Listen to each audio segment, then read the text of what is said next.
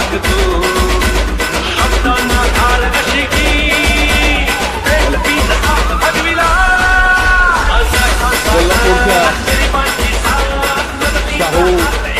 छत्रपती शाहू महाराजांच्या नगरीमध्ये कोल्हापूरचे जिल्हा प्रमुख यांच्या शुभास्ते साहेबांचा या ठिकाणी सत्कार होत आहे।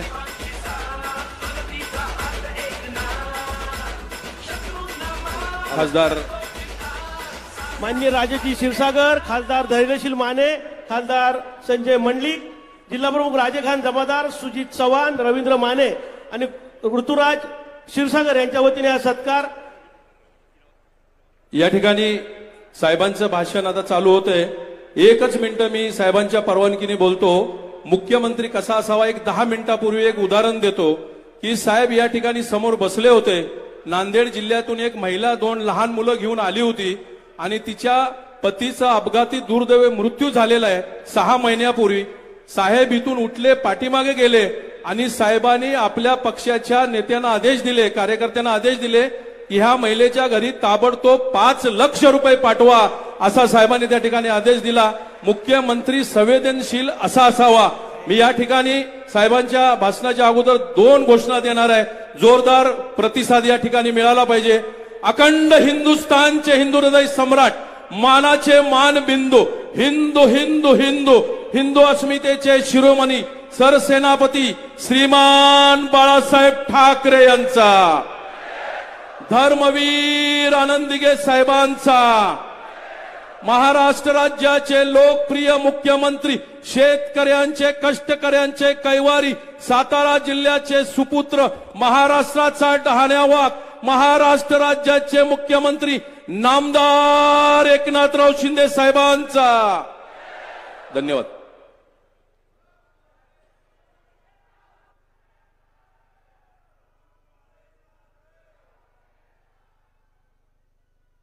अरे आपल्या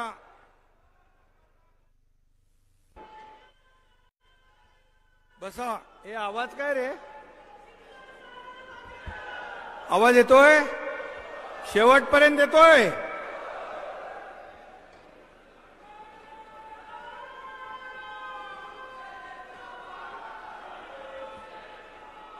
छत्रपती शिवाजी महाराज की जय भवानी, जय शिवाजी आणि जय श्रीराम, जय जय श्रीराम। लवकरच आपल्याला अयोध्येला जायचं, सगळ्यांना घेऊन जाणार। आजच्या कालपासून आपलं शिवसेनेचं राष्ट्रीय महाअधिवेशन या ठिकाणी सुरू आहे आणि या महाअधिवेशनाला आपले सर्व शिवसेनेचे नेते, उपनेते, मंत्री, महिला आघाडी, युवा सेना, सर्व पदाधिकारी उपस्थित होते। काल आणि आज अनेक वक्त्यांनी अनेक विषयांवर साधक बाधक चर्चा केली आणि अनेक विषयांना या ठिकाणी चालना देण्याचं काम केलं, जे या राज्यासाठी आवश्यक होते। आणि म्हणून हे अधिवेशन अतिशय शिस्तीने, अतिशय मुद्देसूदपणे या महाराष्ट्रातल्या जनतेला काय हवंय, त्यांच्या गरजा काय, त्यांची निकड काय, या सगळ्या बाबींवर आपण या महाअधिवेशनामध्ये वक्त्यांना विषय दिले होते आणि त्याबद्दल मी सर्वांना मनापासून धन्यवाद देतो। महाअधिवेशन हे यशस्वी करण्यासाठी ज्यांनी ज्यांनी मेहनत घेतली, कष्ट घेतले, त्या सगळ्यांचं मनापासून अभिनंदन। या महाअधिवेशनामध्ये अगदी शेवटच्या टोकापर्यंत सर्व कार्यकर्ते या सभागृहामध्ये हाऊसफुल बसलेले आहेत, त्यांचंही मी मनापासून स्वागत करतो। आणि शिवसेनेच्या पाठीशी तिचा सदैव आशीर्वाद करवीर वासिनी आई अंबाबाई आणि या ठिकाणी अंबाबाईच्या चरणी साष्टांग दंडवत घालतो. काल जाऊन आपण अनेक लोकांनी दर्शनही घेतलं आणि छत्रपती शिवरायांच्या पदस्पर्शाने पावन झालेल्या या भूमीलाही वंदन करतो. छत्रपती शाहू महाराजांच्या अलौकिक कार्यास देखील मी विनम्र अभिवादन करतो. पराक्रमी तारा राणी यांना देखील मी मानाचा मुजरा करतो आणि आपल्या सगळ्यांना पुन्हा एकदा मी खूप खूप शुभेच्छा देतो. खरं म्हणजे या करवीर भूमीत हे आपलं महाअधिवेशन होत आहे. काल मी एक पत्रकारांचा कार्यक्रम होता प्रेस क्लबचा, तिथं गेलो होतो. अनेक लोकांनी मला सांगितलं संपूर्ण कोल्हापूर या महाअधिवेशनामुळे एक भगवं वातावरण, एक भगवं वादळ या कोल्हापूरमध्ये आलेलं आहे. आणि खरं म्हणजे या करवीर नगरीत शिवसैनिकांचं एक शक्तिपीठ अवतरलंय असं म्हटलं तरी वावगं ठरणार नाही.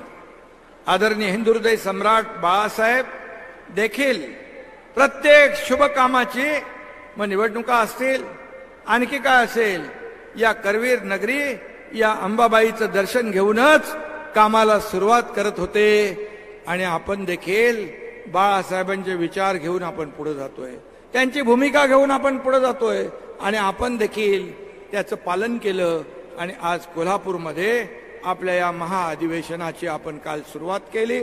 आता एक सांगता होती आहे आणि म्हणून कोल्हापूर आणि हिंदुहृदय सम्राट बाळासाहेबांचं एक अतूट नातं आहे. आणि म्हणून आज शिवसेना आपल्या सगळ्यांच्या सदिच्छा आणि शुभेच्छांमुळे आपण पुन्हा ताकदीने उभी करतोय. ताकदीने उभी राहिलेली या ठिकाणी दिसतीये. मगाशी म्हटल्याप्रमाणे कोल्हापूर भगवमय झालंय. शिवसैनिकांमध्ये उत्साह देखील तळपतोय आणि खऱ्या अर्थाने आज एक समाधान देखील आहे की आपला शिवसेना पक्ष आज पुढे जातोय, मोठा होतोय. हा कार्यकर्त्यांचा पक्ष आहे आणि शिवसेना आणि धनुष्यबाण आज आपल्याकडे आहे.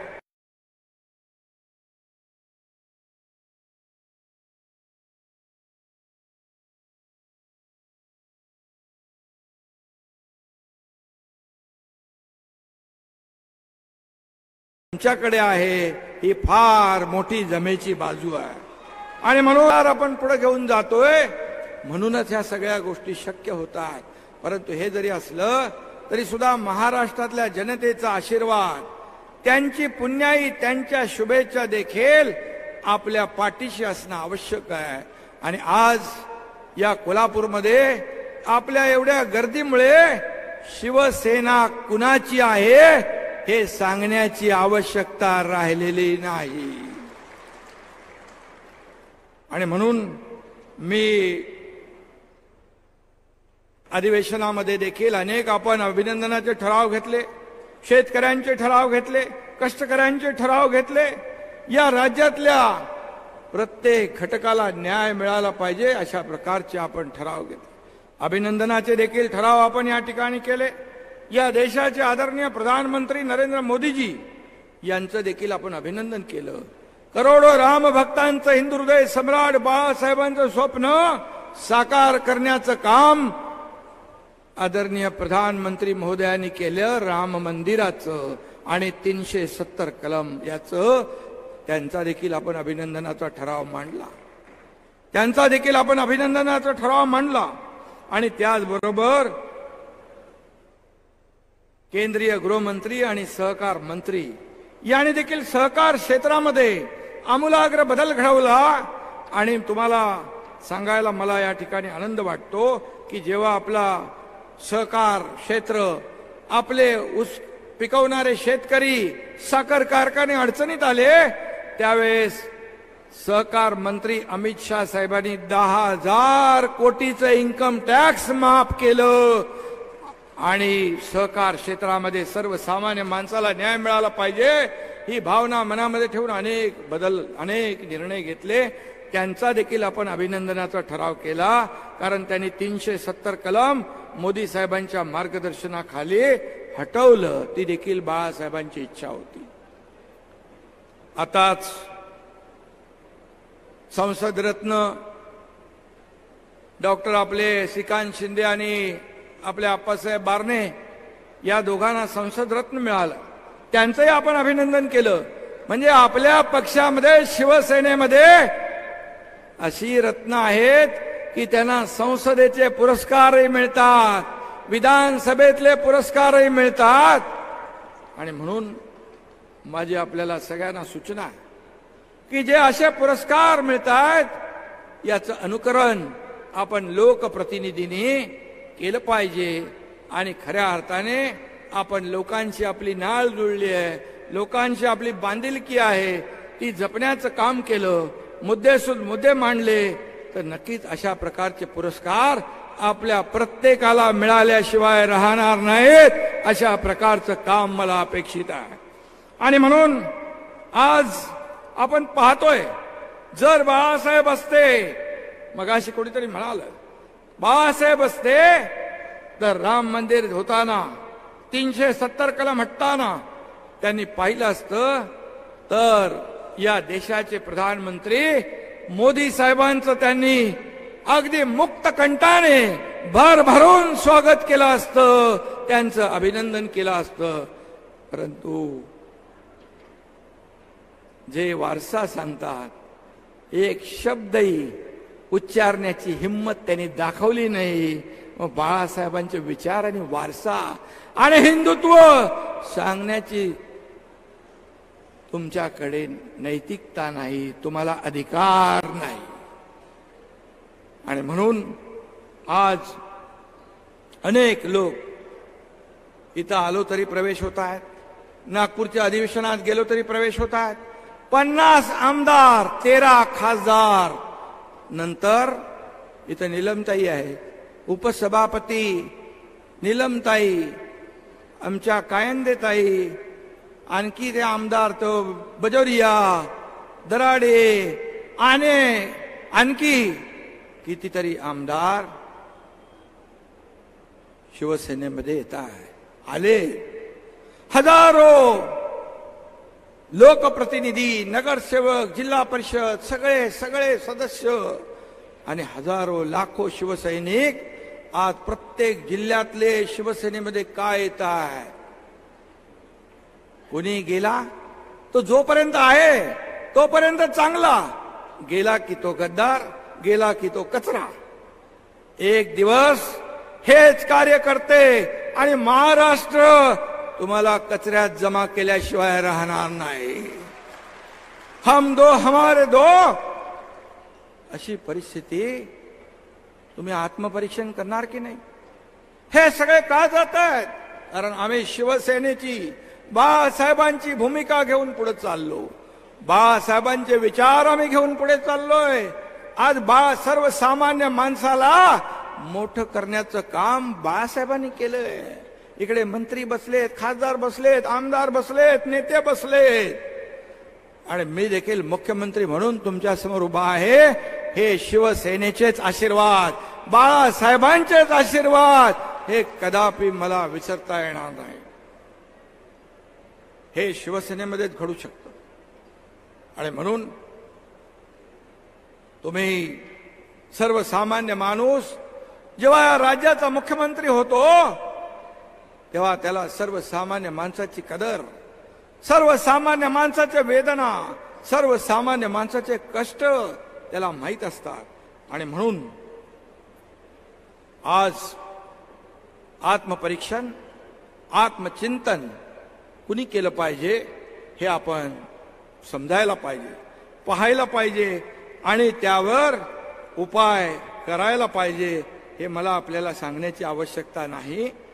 मी एवढंच सांगतो की आज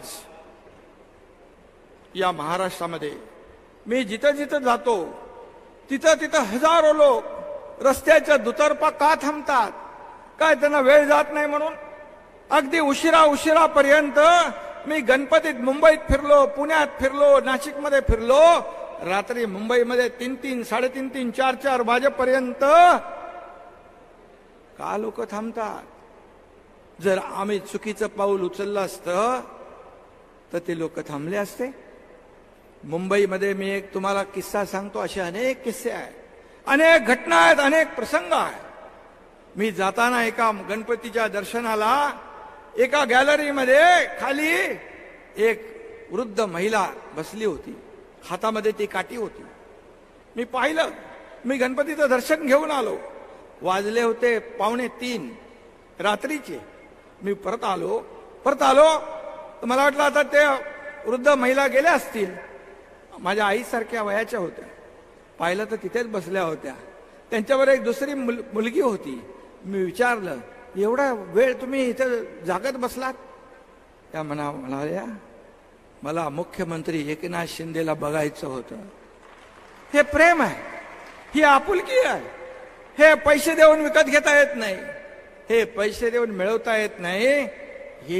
हे प्रेम कामातून, वागण्यातून आणि कार्यातूनच मिळत असतं. आणि म्हणून आज अनेक लोक सोबत येत आहे. अनेक पक्ष वाढवतोय, पक्ष पुढे जातोय. बाळासाहेबांचे विचार घेऊन आपण पुढे जातोय. बाळासाहेबांची भूमिका काय? मगाशी संजय उपाध्यायांनी सांगितलं, शिवसेनेचं हिंदुत्व सर्व व्यापक आहे. शिवसेना ही सर्वव्यापी आहे. आणि जेव्हा हिंदुत्व जेव्हा म्हणत होता, आता हिंदू हृदय सम्राट बाळासाहेब ठाकरे म्हणायला देखील तुमची जीभ का कचरते? आणि म्हणता आम्ही हिंदुत्व सोडलं नाही. मग 2019ला ज्या बाळासाहेबांनी सांगितलं होतं काँग्रेसला लांब ठेवा, काँग्रेस माझ्या पक्षाची काँग्रेस होईल तेव्हा माझं दुकान बंद करेल, त्याला तुम्ही जवळ नाही केलं, डोक्यावर घेतलं, खांद्यावर बसवलं, त्याच्या मांडीला मांडी लावून बसला, तेव्हा हिंदुत्व सोडलं. कुठे गेलं होतं हिंदुत्व? जेव्हा सावरकरांचा भर सभागृहामध्ये अपमान होत होता तेव्हा कुठे तुमचं हिंदुत्व गेलं होतं? कुठे गेलं होतं? आणि म्हणून आम्ही ही का भूमिका घेतली? अनेक लोकांनी त्याच्यावर सांगितलं, अनेक वक्त्यांनी त्याच्यावर सांगितलं, आपले विचार प्रकट केले की शिवसेना वाचवण्यासाठी, शिवसेनेची काँग्रेस आणि शिवसैनिकांचं खच्चीकरण होत असताना शिवसेना धनुष्यबाण नामशेष होऊ नये म्हणून शिवसेना वाचवण्यासाठी आम्ही हे धाडस केलं. असं धाडस देशात नाही जगामध्ये कधी पुन्हा मला वाटत नाही होईल. आणि माझ्या सोबत 50 आमदार खांद्याला खांदा लावून उभे राहिले. काही मंत्री होते, मंत्री पाय उतार झाले, पुढे काय होणार माहित नाही, खड्ड्यात जाणार का काही होणार काही माहित नाही. परंतु शिवसेना आणि बाळासाहेबांचे विचार संपुष्टात येऊ लागल्यामुळे कधी कोणी पाहिले की सत्तेकडे माणूस जातो, सत्तेच्या बाहेर जात नाही. आम्ही तर सत्तेत होतो, सत्तेतून पाय उतार होण्याचा निर्णय आम्ही घेतला. अतिशय कठीण निर्णय होता, कडवट निर्णय होता. आम्हाला निर्णय घेताना देखील छातीवर दगड ठेवावा लागला, कारण बाळासाहेबांच्या विचाराचे शिवसैनिक आम्ही होतो. बाळासाहेबांच्या विचारांचे शिवसैनिक होतो, पण बाळासाहेबांचे विचार मरू लागले, शिवसैनिकांचं खच्चीकरण होऊ लागलं.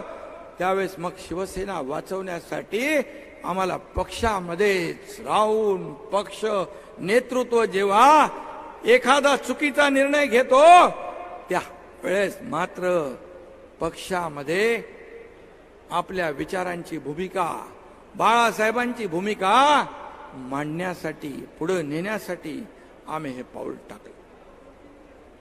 आणि जर आमचं पाऊल चुकलं असतं तर झालेल्या ग्रामपंचायतीच्या निवडणुकीमध्ये महायुतीला नंबर 1चं स्थान मिळालं नसतं. लोकांनी आम्हाला ठुकरवलं असतं, लोकांनी आम्हाला नाकारलं असतं. तुमचा नंबर कुठं गेला तोही माहित नाही, कुठून मागून पहिला का वरून खालचा शेवटचा हे माहित नाही. लोकांनी ठरवलेलं आहे. आणि जर आमचं पाऊल चुकलं असतं तर तुम्ही देखील एवढ्या मोठ्या संख्येने इथे आला नसता. तुम्ही देखील पाठ फिरवली असती. पण 1.5 वर्षामध्ये सरकारने जे निर्णय घेतले ते निर्णय आपल्या समोर आहेत. ते निर्णय आपल्या समोर आहेत. एकही मी सुरुवातीला मी आणि देवेंद्रजी दोघंच होतो. दोघांनी शपथ घेतली. शपथ घेतल्यावर कॅबिनेट घेण्याचा एक नियम असतो. त्या कॅबिनेटमध्ये देखील निर्णय वाचा. शेतकऱ्यांसाठीच पहिला निर्णय आम्ही घेतला. कष्टकऱ्यांसाठीच आम्ही पहिला निर्णय घेतला. आणि सिंचनाचे प्रकल्प जे दुष्काळी भागामध्ये पाणी मिळालं पाहिजे तो निर्णय आम्ही घेतला. त्यानंतर अनेक निर्णय घेतले. त्या बाबतीमध्ये मी पुढे बोलेन. परंतु एकही निर्णय वैयक्तिक राजकीय लाभार्थ्याला मिळेल, राज्यकर्त्याला मिळेल असा कुठलाही निर्णय आम्ही घेतला नाही. हे मी छाती टोकपणे सांगतो. आणि आमच्यावर आरोप आरोप आरोप प्रत्येक वेळी आरोप आरोप करण्याचा अधिकार तुम्हाला आहे. तुम्ही 50 खोके हे सगळे लोक हे सगळे बसलेले आहेत. निलमताई इकडे भाऊ आहेत, गजा भाऊ आहेत, सर्व सिनियर लोक आहेत, मंत्री आहेत, सर्व नेते आहेत. शिवसेना सोडून इतर पक्षातले लोक येत आहेत, इतर संघटना येते आहे, वारकरी येत आहेत, आध्यात्मिक लोक येत आहेत, सगळे लोक येत आहेत. काय येत आहेत मी त्यांची नावं घेत नाही. परंतु या समाजामध्ये ज्यांना लोक पायाला हात लावून नमस्कार करतात अशी अनेक व्यक्तिमत्व आहे. त्यांची मी नावं घेणार नाही. पण त्यांनी देखील आपल्या निर्णयाचं स्वागत केलं. चांगला निर्णय महाराष्ट्रासाठी घेतला म्हणून त्यांचे मला फोन यायचे आणि तेही देखील मला बळ, ऊर्जा आणि प्रेरणा मिळत गेली. त्याला निर्णय घ्यायला देखील धाडस लागतं. आम्हाला मी पहिलंच सांगितलं, जेव्हा वर्तमानपत्रामध्ये असं जेव्हा शिवसेना आपल्याला मिळाली तेव्हा काही लोकांच्या पायाखालची वाळू सरकली, छातीत धडकी भरली. आता काय होणार? आपली प्रॉपर्टी, आपली संपत्ती जाईल का? मी लगेच सांगितलं, तुमची संपत्ती शिवसेना म्हणजे तुमची संपत्ती मला नको. तुमची संपत्ती बाळासाहेबांच्या विचाराच्या शिवसेनेला नको. बाळासाहेबांचे विचार हीच आमची संपत्ती आहे, हेच आमचं ऐश्वर्य.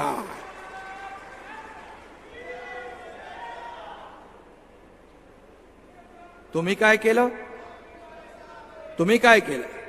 तुम्हाला कोणीतरी मध्ये म्हणालं, यांना तर खोके पुरत नाही, यांना कंटेनर लागतात. आणि त्याचा साक्षीदार सगळ्यात जास्त मी असू शकतो. काय गुलाबराव, केसरकरांना नाही माहित आहे, तानाजीरावांना नाही माहित आहे, सगळ्यांना माहित आहे. आणि म्हणून उदय सामंत इकडे आहे. परंतु आज एकदा जेव्हा शिवसेना मिळाल्यानंतर, धनुष्यबाण मिळाल्यानंतर एक पत्र आलं समोरून की शिवसेनाच्या खात्यातले 50 कोटी रुपये आम्हाला पाहिजेत, ते आम्हाला द्यावे. मला आशिष कुलकर्णी आणि सचिनने सांगितलं, किरणने सांगितलं. मी एका क्षणाचाही विलंब लावला नाही. मी म्हणालो, यांना बाळासाहेब नकोत, बाळासाहेबांचे विचार नकोत, यांना फक्त पैसे पाहिजे. 50 कोटी तातडीने देऊन टाका. 50 कोटी रुपये तातडीने दिले. 50 खोक्यांचा आरोप करणारे तुम्ही 50 खोके मागताना जरा जनाची नाही तर मनाची तरी काय ते वाटली पाहिजे होती.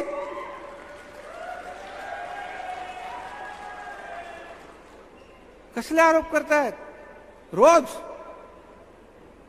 अरे तुमच्यावरचे आलेली संकट या एकनाथ शिंदेने छातीवर घेतली आहेत. खूप माझ्याकडे आहे.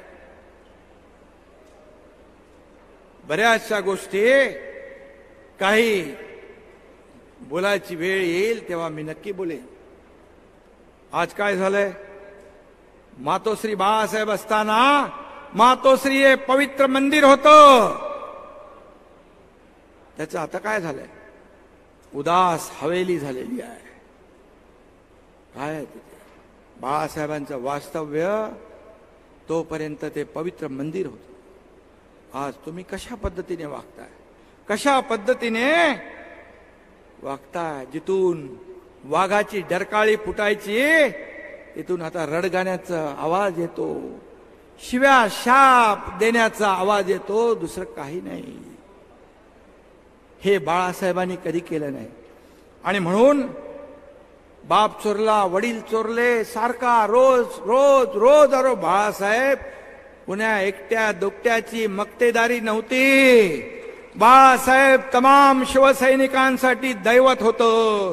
त्या दैवताचं पुण्यत्व तुम्ही विकून टाकलं. तुम्ही विकून टाकलं. तुम्ही सत्तेच्या मोहापायी खुर्चीसाठी बाळासाहेबांचे विचार सोडले, बाळासाहेबांचे आचार सोडले, त्यांची भूमिका सोडली.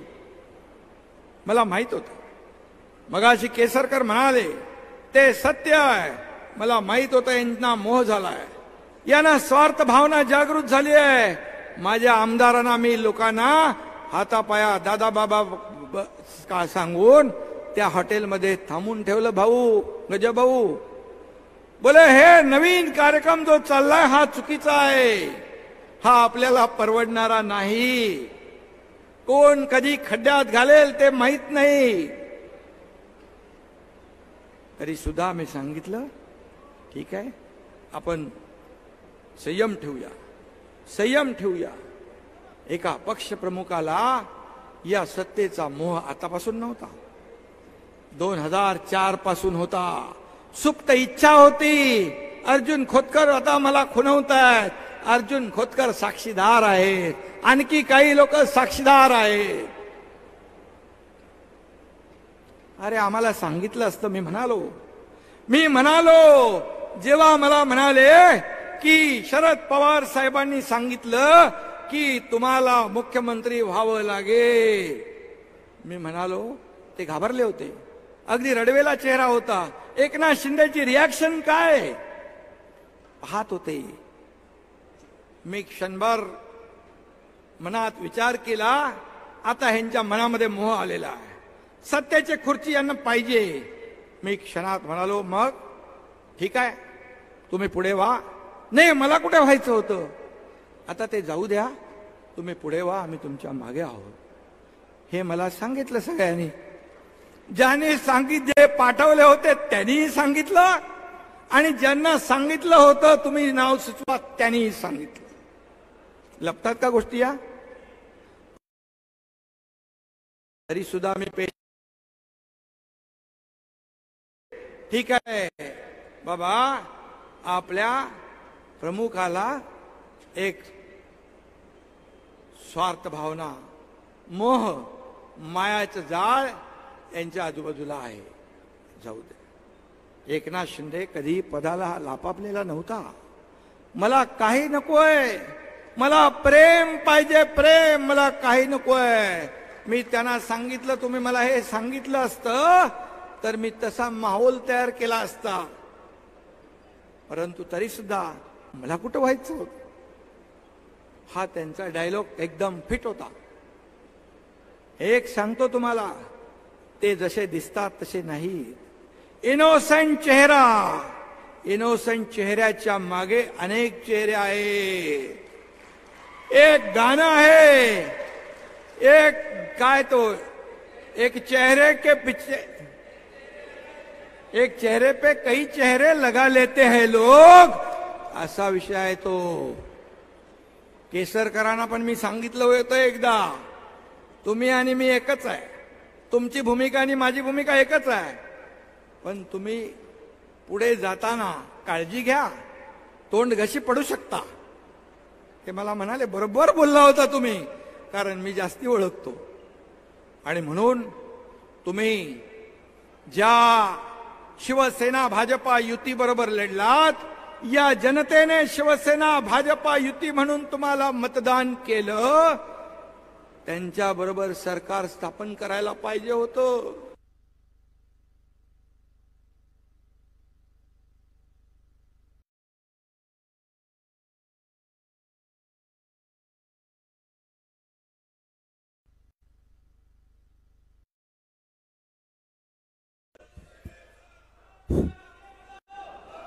लग्न एका बरोबर, अरे माझा असा मध्ये मध्ये आवाज बंद करू नका, तसा तो बंद होऊ शकत नाही. माझ्या बरोबर सगळे शिवसैनिक आहेत.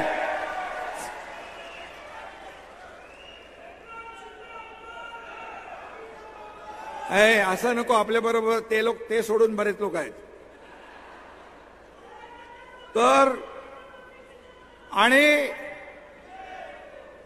त्यावेळी, अरे मी मध्येच गडबड झाली, मी का म्हणत होतो, केसरकर 2019ला तुम्ही लग्न एका बरोबर केलं, संसार दुसऱ्या बरोबर, हनीमून तिसऱ्या बरोबर. हे संसदीय शब्द आहेत, बरोबर आहे ना गजाभाऊ? नीलमताई सांगू शकतील, मी असंसदीय शब्द कधीच बोलत नाही. आणि तुम्ही फसवलं, जनतेलाही फसवलं, शिवसैनिकांनाही फसवलं, मोदी साहेबांनाही फसवलं, भारतीय जनता पक्षालाही फसवलं. एकीकडे बाळासाहेब, एकीकडे मोदी साहेब फोटो लावून मतं मिळवली, आणि तुम्ही एका सत्तेच्या खुर्चीपायी सगळं घालवलं, सगळं गमावलं. मग बेईमान, विश्वासघात कुणी केला, बेईमानी कुणी केली? तुम्ही तेव्हाही फसवलं, तेव्हाही बेईमानी केली एकदा, आणि दुसऱ्यांदा जेव्हा तुमच्या परिवाराच्या मागे काहीतरी तुम्ही केलेले कृत्य बाहेर यायला लागलं, तेव्हा तुम्ही दिल्लीला गेले, अजित पवार आणि अशोक चव्हाण यांच्या बरोबर बाहेर काही विषयावर बोलले, नंतर आतमध्ये गेलात, मोदी साहेबांबरोबर बसलात, बाहेर येऊन तुम्हाला घाम आला, तुम्ही 2 ग्लास पाणी पिलं. हे मला आपल्या अजितदादा आणि अशोक चव्हाण यांनी सांगितलं. मी खोटं कधी बोलत नाही, खोटं कधी बोलत नाही.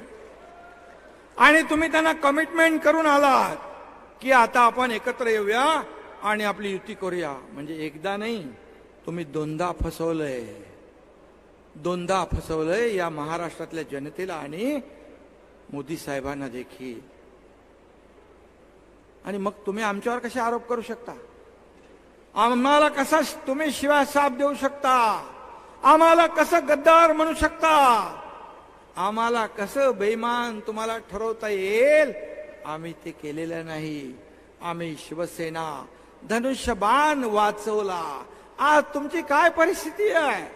तुम्ही जेवढं विरोधात बोलाल, जेवढं आमच्यासाठी खड्डा खोदाल, तेवढे तुम्ही खड्ड्यात जाल.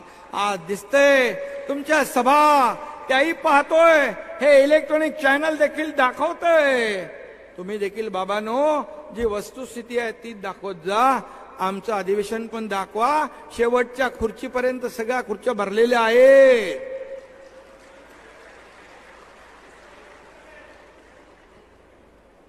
आणि मगाशी कोणीतरी आपले संजीव उपाध्याय म्हणाले, चेहरा आपण आरशाच्या समोर पाहायचं असतं.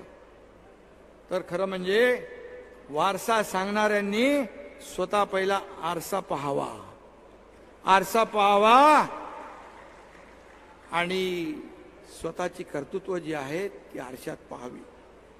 किती मुखवटे घालून फिरणार तुम्ही? हे काय लपत नाही, हे छपत नाही. या सगळ्या गोष्टी बाहेर येत असतात. आणि म्हणून बाळासाहेबांचा वारसा सांगायला तोंडात नाही, या मनगटात जोर असावा लागतो, मनगटात ताकद असावी लागते.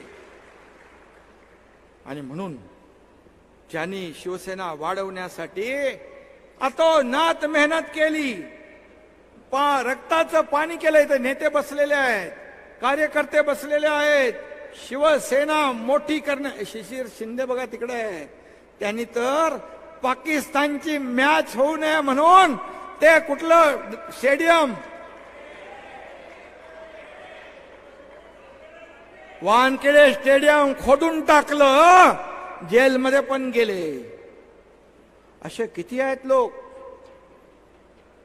जेलमध्ये गेले, जेल भोगली, काही लोकांच्या हत्या झाल्या. बाळासाहेबांसोबत काम केलेले नेते इकडे आहेत. शिवसेना अशीच मोठी झाली नाही. रक्ताचं पाणी तुळशीपत्र घरावर ठेवले लोकांनी, तेव्हा शिवसेना मोठी झाली. तुम्ही तर आले आईच्या पिठावर, काय म्हणतो आपण, त्याही नीट मारता आल्या नाही.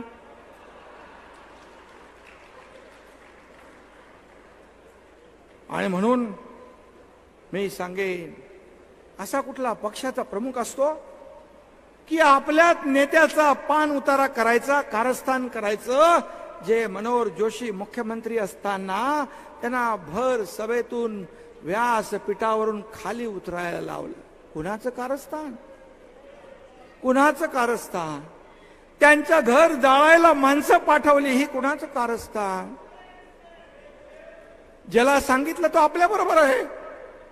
ते म्हणतो मग असं हे सांगितलं. मी रामदासबाईंना सांगितलं षण्मुखानंद मध्ये येऊ नका, तुमचा मनोहर पंत करायचा प्रयत्न इकडे चालू आहे.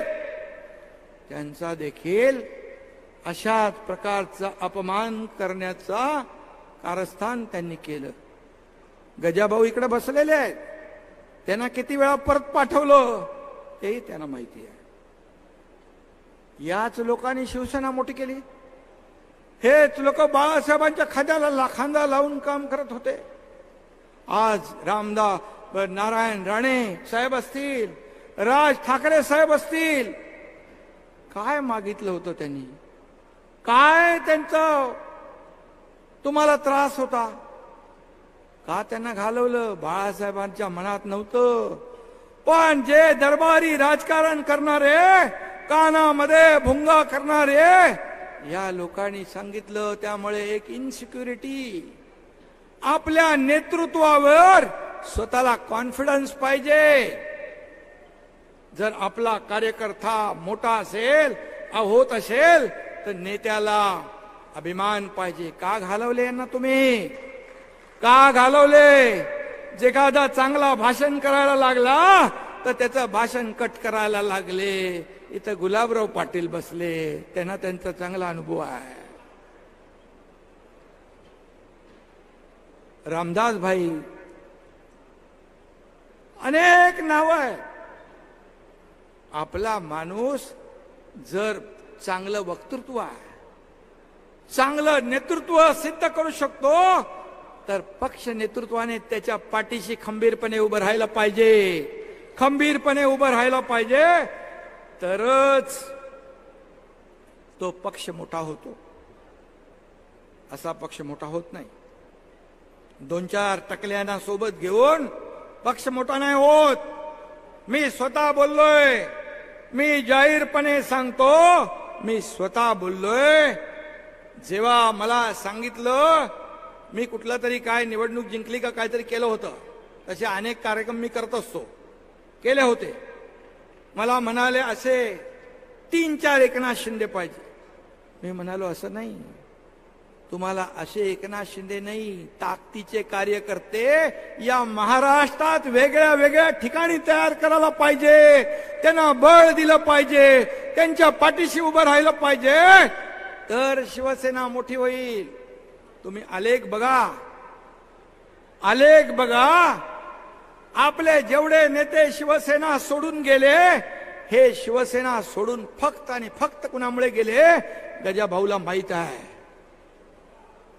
हे सगळे जर आपल्यामध्ये असते तर आपल्याला शिवसेनेची सत्ता अनेक वेळा या महाराष्ट्रामध्ये आली असती. परंतु ते तुम्हाला नको होतं, ते तुम्हाला नको होतं. आणि म्हणून एकेकाचं खच्चीकरण करायचं, घाणेरडं राजकारण करायचं, झुंजवायचे लोकांना एक दुसऱ्याला. असा पक्ष नेता मी माझ्या आयुष्यात कधी पाहिला नाही. मी स्वतः सांगितलं, युती करा. भारतीय जनता पार्टी आणि शिवसेनेची युती होती. आपण युती करा, झालेली चूक आपण सुधारूया. त्यांनी केली, आपण केली, झालं गेलं, विसरून जा. मग सांगा, जर युती केली असती तर एकनाथ शिंदे मुख्यमंत्री झाला असता का? नाही. पण माझी प्रामाणिक भावना होती या महाराष्ट्रामध्ये जे झालंय ते बदलायला पाहिजे. त्यावेळेस मला सांगितलं, हो आपण विचार करूया. 5 वेळा मी सांगितलं. केसरकरही प्रयत्न करत होते. केसरकर मला एकदा म्हणाले, तुमचं काय मत आहे? मी बोलो बिलकुल आपण या मार्गाने जाऊ, आपण प्रयत्न करू. मी 5 वेळा त्यांना सांगितलं. मला शेवटला त्यांनी काय सांगितलं, मला म्हणाले पुढची जी का 2.5-3 वर्ष जी आहेत ती आपल्याला देतील का? मी म्हणालो एवढा तर अधिकार माझ्याकडे बोलण्याचा नाही. म्हणजे 5 वर्ष पूर्ण मुख्यमंत्री पद मिळालं पाहिजे. खालची शिवसेना शिवसैनिक खच्ची झाले, काही झालं, वाट लागली तरी चालेल, खुर्चीत बसायचं. पण जी खुर्चीत बसलेत त्याचे 4ही पाय तर मजबूत पाहिजे. शेख चिल्ली सारखं झाडावर बसूनच फांदी तोडायची आणि नंतर मुंगेरीलालचे स्वप्ने पाहायचे, हे सगळं काम कसलं आहे? असलं घाणेरडं राजकारण मी आयुष्यामध्ये माझ्या पाहिलं नाही. आणि पुत्रप्रेमामुळे धृतराष्ट्राला देखील मागे पाडलं. धृतराष्ट्रात ना का तुम्ही शंभूराज देसाई कुठं आहेत? शंभूराज देसाई इकडं आहेत. जेव्हा मी गडचिरोलीमध्ये काम करत होतो, गडचिरोलीमध्ये पोलिसांनी अधिकाऱ्यांनी सांगितलं आपल्याला मायनिंगचा कारखाना चालू करता येणार नाही, नक्षलवादामध्ये पोलीस आणि जनता मरेल. मी म्हणालो नक्षलवाद मोठे का सरकार मोठं? तुम्ही जर तयार नसाल तर हा एकनाथ शिंदे गडचिरोली सुरजागडमध्ये जाऊन कारखाना चालू करेल. चालू केला, 10,000 लोकांना काम मिळतंय. आणखी 20,000 कोटीचा इन्व्हेस्टमेंट करतोय स्टील इंडस्ट्री, त्याच्यात 15,000 लोकांना रोजगार मिळेल. टाटा कन्सल्टिंग, टाटा टेक्नॉलॉजीने तिथे स्किल डेव्हलपमेंट सेंटर सुरू केलंय. इनोव्हेशन आणि इन्क्युबेशन सेंटर. 5,000 तरुण दरवर्षी तिथं ट्रेंड होतील आणि प्रत्येकाला नोकरी मिळेल. अशा प्रकारचं काम तिथे चालू झालं. अनेक उद्योजक मागे लागलेत, आम्हाला जागा द्या, आम्ही येतो. हे मी केलं. आणि जेव्हा नक्षल्यांचा मला धमकी आली, मी तर कधी धमकीला घाबरत पण नाही. माझ्या आयुष्यात खूप धमक्या आल्या. दाऊद आला, छोटा शकील आला, सगळे आले, येऊन गेले. दिघे साहेब असताना देखील खूप झालं. पण धर्मवीर आनंद दिघे साहेब माझ्या पाठीशी होते, त्यामुळे कधी माझ्या केसाला बाल बाका झाला नाही. शंभूराजला IB, इंटेलिजन्स, CID सगळ्यांनी सांगितलं यांना Z+ सिक्युरिटी द्या. त्यांनी मीटिंग घेतली. स्वतः खुद्द मुख्यमंत्र्यांनी पण बैठक घेतली, परंतु कारवाई शून्य. नंतर शंभूराजनी मीटिंग घेतली. सकाळी किती वाजता तुम्हाला फोन आला होता? 7:45. 7:45ला तर कधीच उठताना बघितलं नाही. 7:45 वाजता फोन केला, शंभूराज तुम्ही बैठक घेतलेली आहे Z+ सिक्युरिटीची, ती देऊ नका बिलकुल.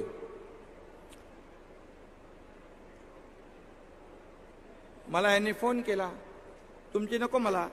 ते म्हणाले विदाऊट अप्रुव्हल मी कागदावर काही घेत नाही, पण तुम्हाला Z+ पाठवतो. मी बोलो तुमची Z+ तुमच्याकडे राहू द्या, माझ्याकडे जे पोलीस आहेत ते पण घेऊन जा. एकनाथ शिंदे हा डरपोक नाही, हा निधड्या छातीचा बाळासाहेबांचा, दिघे साहेबांचा चेला आहे.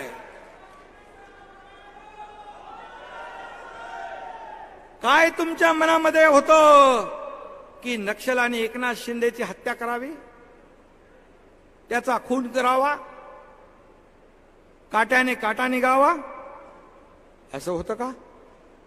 अशी शंका मी सांगतो. कारण मी तुमचा अडसर नव्हतो. तुम्ही मला अडथळा का समजत होते? कुणासाठी, कशासाठी?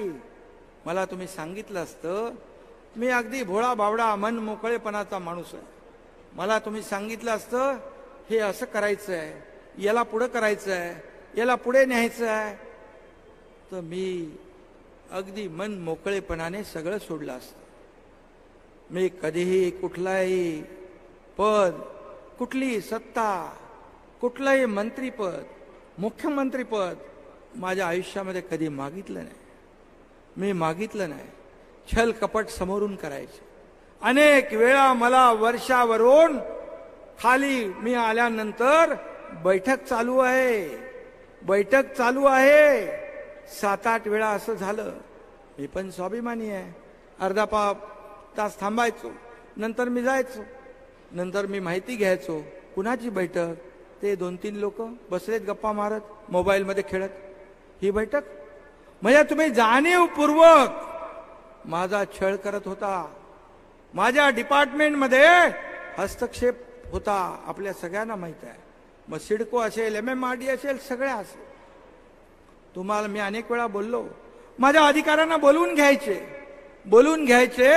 मी तिकडे गेलो की ते अधिकाऱ्याला खुनवायचे. जा.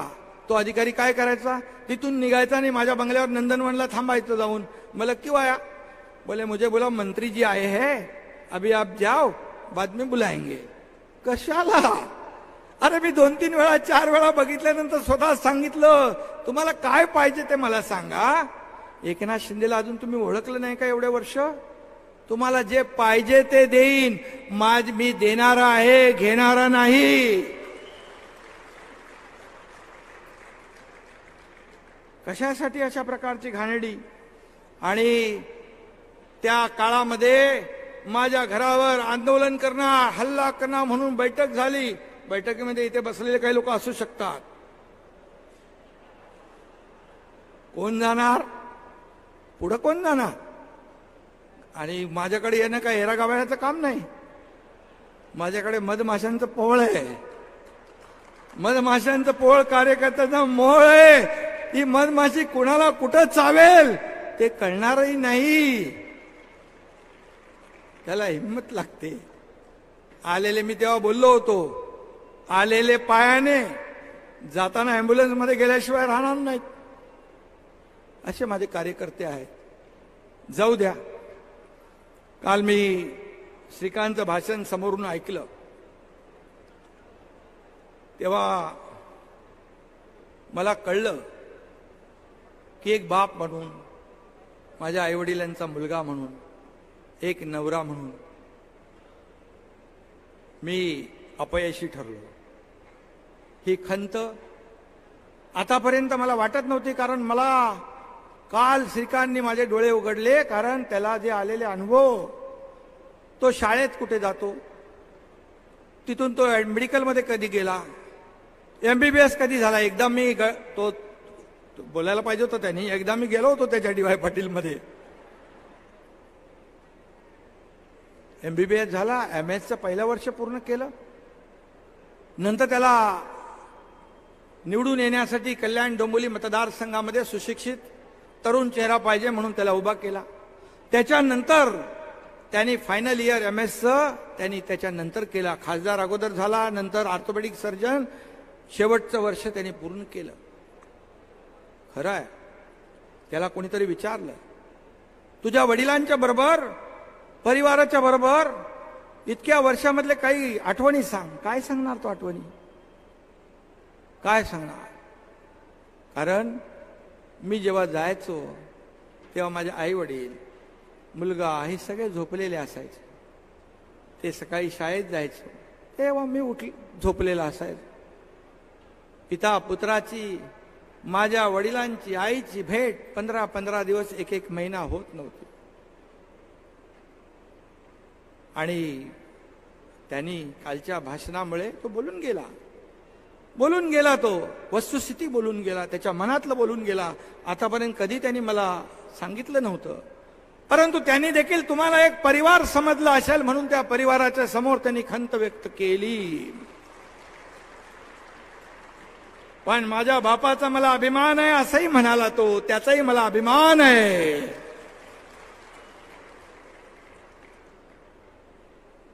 पण आता काय, आता तर वेळ काळच नाही. आज 24 तास कधी संपतात हेच कळत नाही. तुम्ही सगळे साक्षीदार आहात.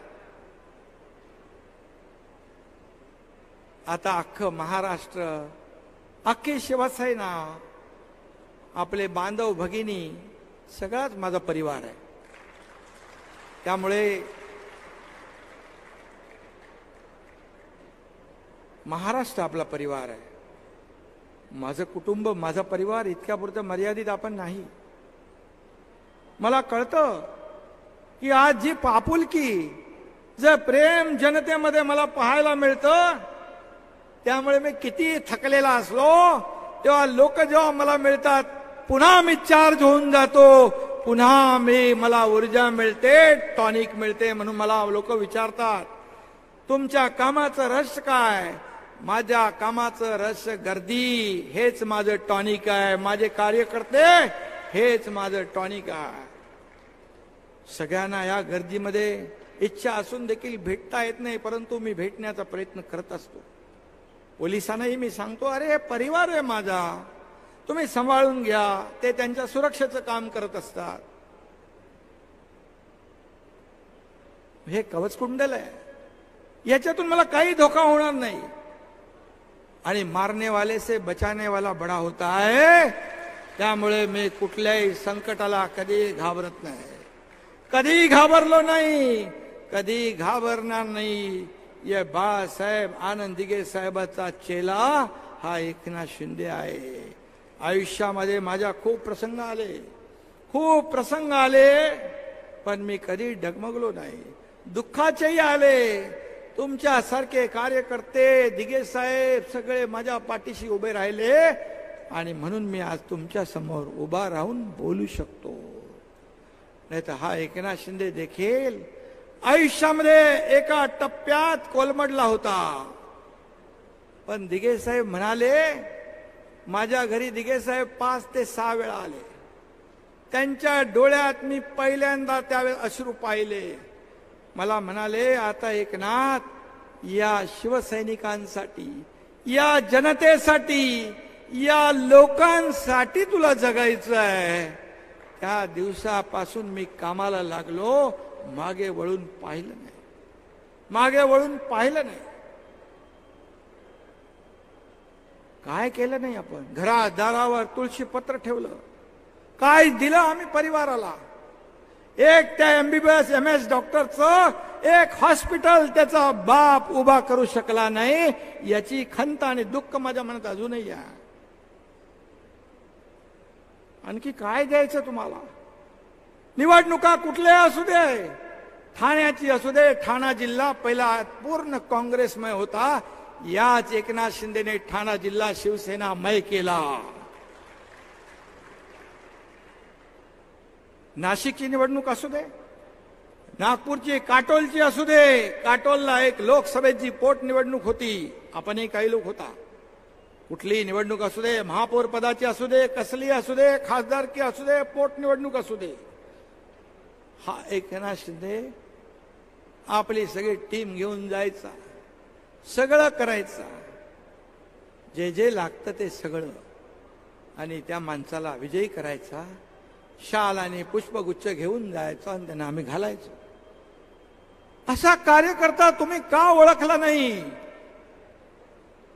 जो स्वतःसाठी कधी जगला नाही आणि स्वतःसाठी कधी मी जगणार नाही. मी दुसऱ्याचं दुःख ते माझं दुःख समजून मी काम करतो.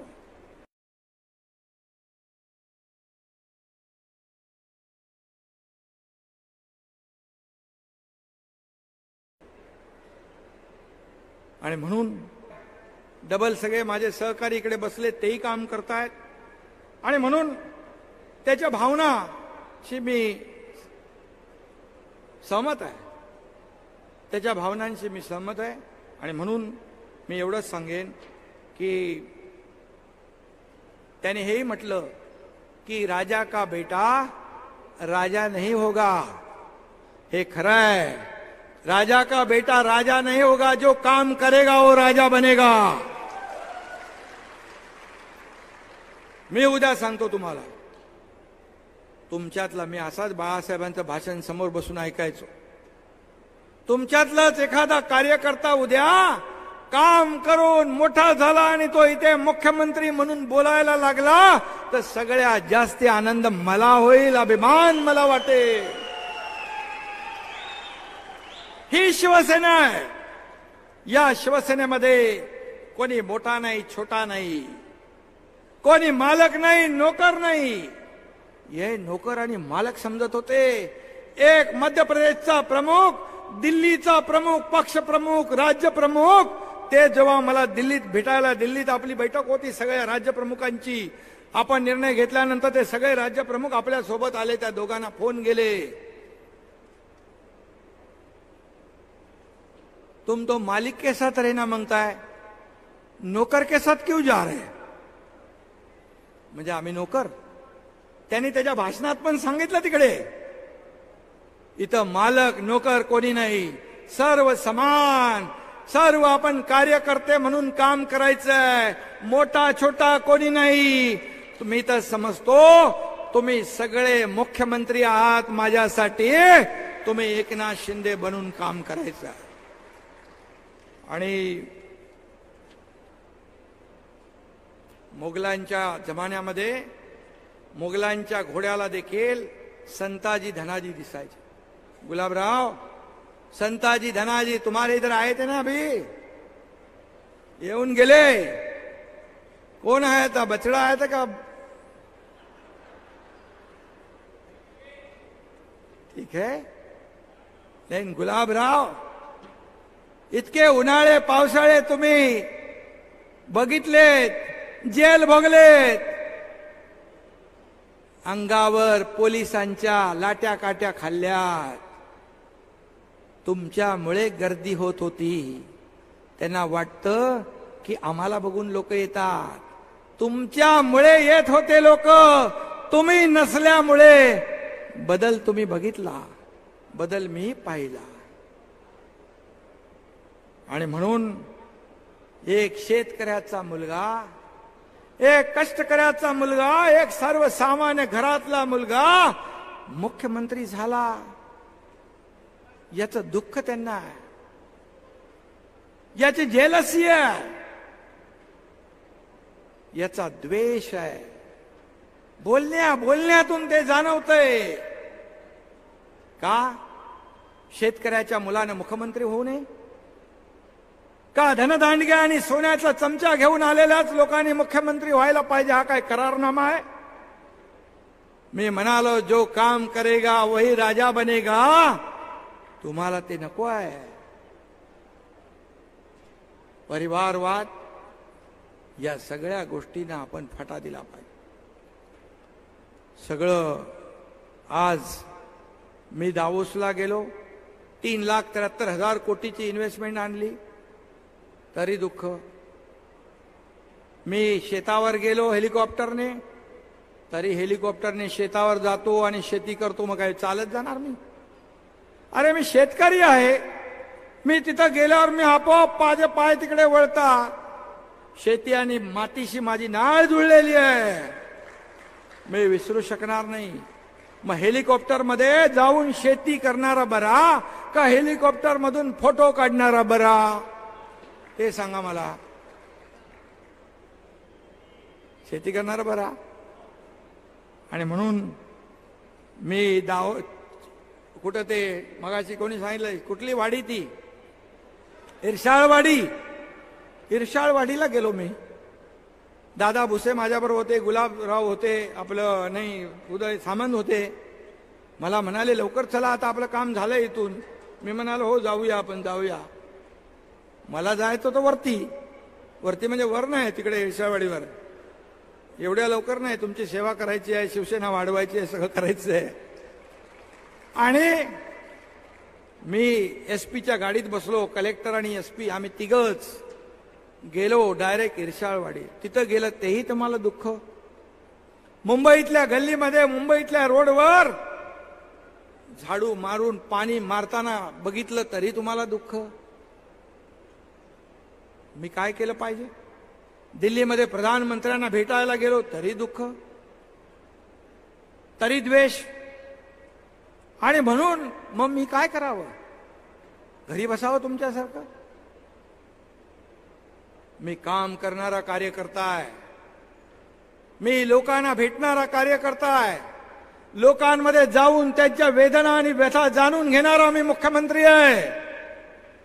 मुख्यमंत्री म्हणजे माझ्या व्याख्येमध्ये सीएम म्हणजे चीफ मिनिस्टर नाही, सीएम म्हणजे कॉमन मॅन.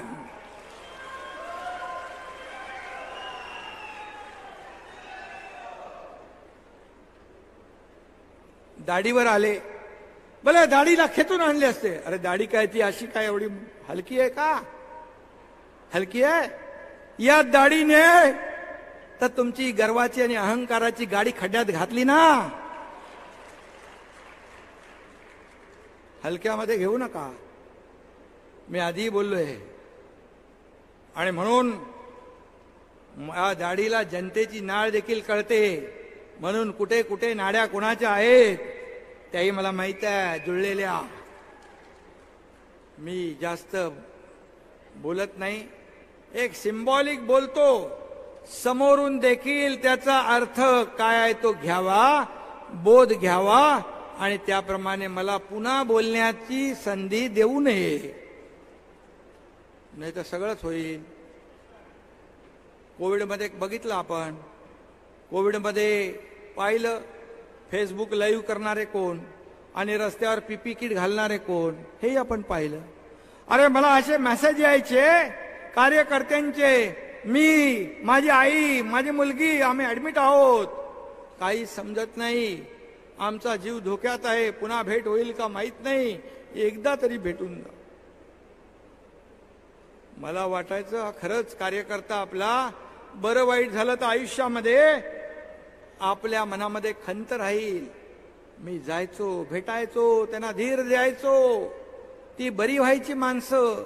अनेक वेळा एकदा बघितलं हा एकनाथ शिंदे हॉस्पिटलमध्ये जातोय, मला अनेक मेसेज यायचे, मी त्यांना भेटायचो, एकदा दोनदा तीनदा मला कोविड झाला, पण मी घाबरलो नाही. पण तुम्ही काय केलं? मी रस्त्यावर होतो, तुम्ही कोविडमध्ये खिचडीमध्ये पैसे खाल्ले, डेड बॉडी बॅग मध्ये पैसे खाल्ले, काय कफन. तुम्ही आमच्यावर मग का आरोप करता? कफन चोर, खिचडी चोर, काय बोलायचं? कुठे पैसे घ्यायचे? पुराव्यानिशी सगळं आहे, एक एक एक एक एक एक ते बाहेर येईल. जेवढा आरोप तुम्ही कराल त्यावेळेस आपली दोन बोट समोर आहेत, एक बोट आहे तर 3 बोट आपल्याकडे, ते लक्षात ठेवा. तुम्ही फेसबुकवर खेळायचे, हा Eknath Shinde face to face खेळायचा. त्याच्यातच मला फील्डवर काम करणारा हा एकनाथ शिंदे आहे. कार्यालयात बसून माहिती घेऊन निर्णय घेणारा हा एकनाथ शिंदे नाही. त्यामुळे मला कोणीच फसवू शकत नाही. आणि म्हणून 2.5 वर्ष फेसबुक लाईव्ह वर काम करणारा आणि हा एकनाथ शिंदे रस्त्यावर उतरून काम करणारा जनता सुज्ञ आहे. जो काम करणारा आहे त्याच्या मागे जनता उभी राहते. हा एकनाथ शिंदे घर बसल्या उंटावरून शेळी हाकणारा मुख्यमंत्री नाही, हे देखील मी आपल्याला सांगू इच्छितो. आणि म्हणून आपल्याला एकच सांगेन, निवडणुका आल्यात, अनेक लोकांनी त्याच्यावर भाष्य केलेलं आहे. निवडणुकांचा कार्यक्रम लवकर लागेल. या निवडणुका आपल्याला जिंकायच्या आहेत. लोकसभा ही पहिली निवडणूक आपल्या पक्षाची आहे. आणि म्हणून या निवडणुकीमध्ये निवडणूक याद्यावर लक्ष ठेवा. याद्यांमध्ये आपले नावं नसतील तर घालून घ्या, चुकीचे असतील तर काढून टाका. आणि मला प्रत्येक शिवसेना वाढवत असताना शाखांचं जाळं निर्माण करा. गाव तिथे शाखा काढा, गावाच्या वेशीवर शिवसेनेचा फलक लावा, घर तिथे शिवसैनिक करा आणि या लोकसभेमध्ये विधानसभेमध्ये प्रत्येक विधानसभेत 50 ठिकाणी आपल्या शिवसेनेला आघाडी मिळाली पाहिजे याच्यावर काम करा. म्हणजे आमदार असतील आणि पदाधिकारी आणि कार्यकर्त्यांनी हाच तुमचा रिपोर्ट कार्ड असेल. याच्यावरच पुढचं भवितव्य आपल्या पक्षाचं ठरणार आहे, माझंही आणि तुमचंही. त्यामुळे डोळ्यात तेल घालून काम करा. तिकीट नाही मिळालं, इतर निवडणुका येतील, तिकीट एकच असतं. तिकीट नाही मिळालं म्हणजे सगळं संपलं असं होत नाही. सत्तेमध्ये अनेक सत्तेची पदं असतात, अनेक निवडणुका, जिल्हा परिषद, महापालिका सगळे येतील. आणि त्याचबरोबर काम करत राहा. आपल्या विधानसभेमध्ये जास्तीत जास्त आणि आपल्या लोकसभेत जास्तीत जास्त काळ तुम्ही वेळ द्या. मुंबईमध्ये कमी या. तुमचं काय असेल तर फोनवरून सांगा. आठवड्यातून एखाद दिवस आपण समजू शकतो, परंतु दररोज मुंबईमध्ये येणं बंद करा. शेवटी लोकांशी तुमच्या कनेक्ट पाहिजे. कनेक्ट तुटला की सगळं तुटलं, सगळं सुटलं. आणि म्हणून सगळे पदाधिकारी नेमा, चांगले पदाधिकारी, ताकदीचे पदाधिकारी नेमा, प्रामाणिक पदाधिकारी नेमा, ज्याच्या मागे ताकद आहे. आपल्या मागे पुढे फिरणारा पदाधिकारी बिलकुल नेमू नका. तो जर नेमला तर तुम्ही स्वतःला नाही, पक्षाला नाही, मुख्यमंत्र्याला नाही, तर आपल्या शिवसेनेचं नुकसान करताय हे लक्षात घ्या. शिवसेनेचं नुकसान म्हणजे या राज्याचं आणि तुमचं आमचं सगळ्यांचं नुकसान. आज मी काही गोष्टी जे बोलतोय, कार्यकर्त्याला जपा. जो कार्यकर्ता निवडणुकीमध्ये आवडता असतो, निवडणूक झाली की तो नावडता होता कामा नये. कारण हाच कार्यकर्ता तुमचं आमचं काम करतो. विधानसभा आणि लोकसभेला उमेदवार फिरू शकत नाही, सगळ्या मतदारसंघात जाऊ शकत नाही. हा कार्यकर्ताच आपलं मार्केटिंग, ब्रँडिंग करतो. माझा उमेदवार कसा चांगला आहे, त्याला निवडून द्या आणि त्याला मतदान करा, मी तुमचं काम करेन असं आश्वासन देतो. फक्त एवढंच आहे, त्याची अपेक्षा असते की त्याला जेव्हा अडचण असते, त्याला हॉस्पिटलची मदत, त्याला पोलीस स्टेशनची मदत, त्याला कोर्टाची मदत, त्याला छोट्या छोट्या मदती तो काय राशन भरून मागत नाही. पण त्याच्या अडचणीमध्ये मात्र आपण पदाधिकाऱ्यांनी उभं राहावं, त्याच्या पाठीशी उभं राहावं, हे मात्र त्याचं स्वप्न असतं. तेवढं तुम्ही केलं तर आयुष्यभर तो तुमचं काम, शिवसेनेचं काम बिलकुल प्रामाणिकपणे कसर न करता कराय. आणि म्हणून चाल ढकलपणा, काही लोकांना याद्या, आपण पदाधिकारी नेमले, त्याच्या याद्या मागितल्या, त्यांना वेळ दिलाय. काही लोकांनी ते चांगलं काम केलंय, काही लोकांनी केलं नाही, त्यांनी तात्काळ करावं. चाल ढकल, काम चुकारपणा हा तुमच्या मुळावर येणार आहे. पक्षाचं ते येईलच, परंतु आज मी आपल्याला एकच सांगतो, आपण काय करू शकतो हे तुम्हाला आम्ही करून दाखवले. आणि एवढे निर्णय घेतलेत की तुम्हाला लोकांसमोर जाताना खाली मान घालण्याची गरज नाही. इतक्या योजना आपण केल्या, त्या लोकांपर्यंत पोहोचवण्याचं काम करा. एक लोकांमधला आणि सरकारमधला शिवदूत बनून काम करा. लोक डोक्यावर तुम्हाला घेतील. आणि म्हणून मी आपल्याला एवढंच सांगतो की मी प्रेमळ आहे, खूप मला इच्छा, सगळ्यांना भेटायची इच्छा असते, सगळं आहे. प्रेमाळ आहे, प्रत्येक माणूस मला भेटला पाहिजे, मी त्याच्याशी बोललो पाहिजे, माझी इच्छा असते. पण जेव्हा एखादा कार्यकर्ता, पदाधिकारी जेव्हा हलगर्जीपणा, पक्षाचं नुकसान जेव्हा करू शकतो किंवा करेल, मग त्याला मात्र एकनाथ शिंदे प्रेमळ आहे. पण एकनाथ शिंदेचं दुसरं रूप 1.5 वर्षापूर्वी तुम्ही पाहिलेलं आहे. काय करू शकतो हेही पाहिलंय. कोल्हापूरमध्ये म्हणतात काय, खटक्यावर बोट आणि जागेवर पलटी. इथं कुठं कोल्हापूरलाच सांगतात. आणि म्हणून आजचं हे संघटनेचं आपलं हे आहे, पक्षाचं हे अधिवेशन आहे. या अधिवेशनामध्ये आपल्याला शिस्त, आपल्या पक्षाची शिस्त आपण पाळलीच पाहिजे. आणि म्हणून उमेदवार कोणी असू द्या, आपल्याला त्याची चिंता करण्याची आवश्यकता नाही. आपल्या समोर उमेदवार नरेंद्र मोदीजी आहेत, हे आपण समजून काम करायचं आहे. कारण देशाला त्यांनी महासत्तेकडे नेण्याचं काम केलंय. आज एक आर्थिक महासत्ता बनवण्याचं काम केलंय. 10व्या नंबरवरून 5व्या क्रमांकावर आणण्याचं काम केलंय. या देशाचा नाव लौकिक जगभर वाढवण्याचं काम केलंय. आणि त्यामुळे आपल्या बाळासाहेबांचे विचार आणि केंद्र सरकार मोदीजींनी 10 वर्षात केलेलं काम आणि राज्य सरकारने 1.5 वर्षात केलेलं काम आपल्याला घराघरामध्ये पोचवायचं आहे. एवढंच आपल्याला करायचं आहे.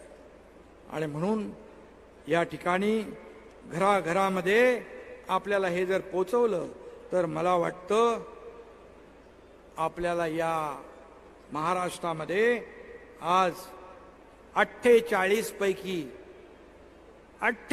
पैकी आपला जो 45 प्लसचा नारा आहे तो आपण अचीव केल्याशिवाय, जिंकल्याशिवाय राहणार नाही.